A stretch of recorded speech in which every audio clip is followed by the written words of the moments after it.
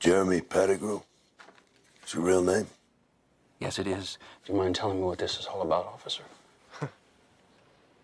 Sergeant, I'm a sergeant. How about you tell me what you were doing at that house? I was just leaving my business card. I get foreclosure notices from the city. I was just hoping for some work. Okay, and you get these notifications from where exactly? No, I just check for foreclosed homes on the internet. They're cash cows. All of them are fixer-uppers.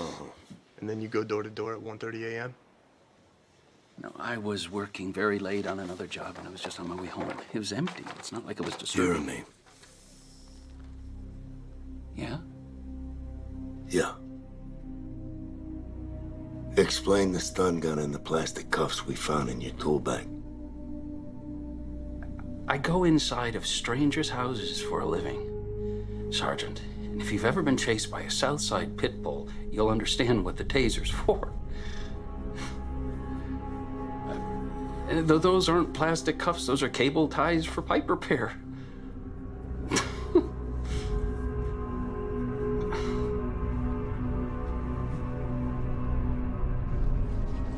We ran Pettigrew for any criminal history. No record, never been arrested.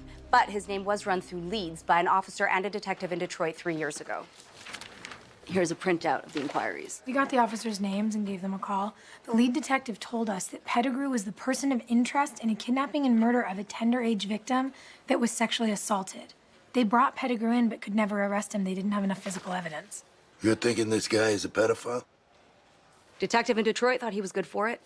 Said it's one of those cases that'll haunt you your whole career. All right, we need a psych profile on Pettigrew. I know someone.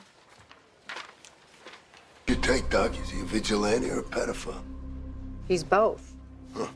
The rigid moral code, the suicide attempt, the fact that he completely evaded the whole issue about whether he was abused as a child.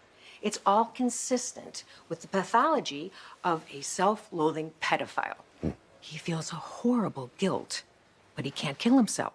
So instead, he turns his shame and his self-loathing against people who are like him.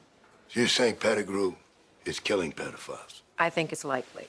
And my fear is that he's in this frenzied state because he recently kidnapped and molested a child. Which means he's got a kid out there.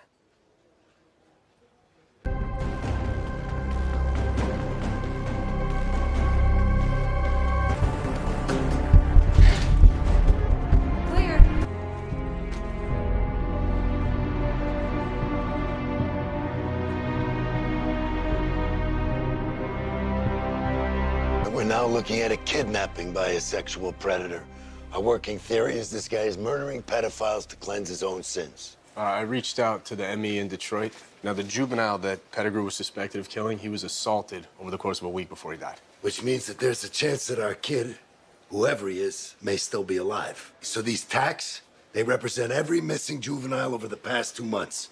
We're looking for a nexus between Pettigrew and any one of these children. The lab pulled the serial numbers off the phone we recovered at the Metcalf murder. They said it was a typical pay-as-you-go, throwaway model. The phone was badly burned, but they were able to track it. It was sold out of a store in Canaryville, and it got activated the day Metcalf was murdered. Good. Run it down. Were you working on Thursday? All day. Worked a double because Cheryl called in sick. Do you remember selling a phone to any of these guys by chance?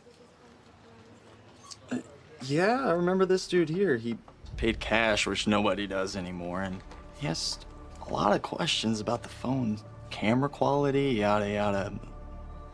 Something about him gave me the willies. Did he have anybody with him? No, Well, not inside the store anyway. He left his kid in the truck out front. He was asleep. Thank you.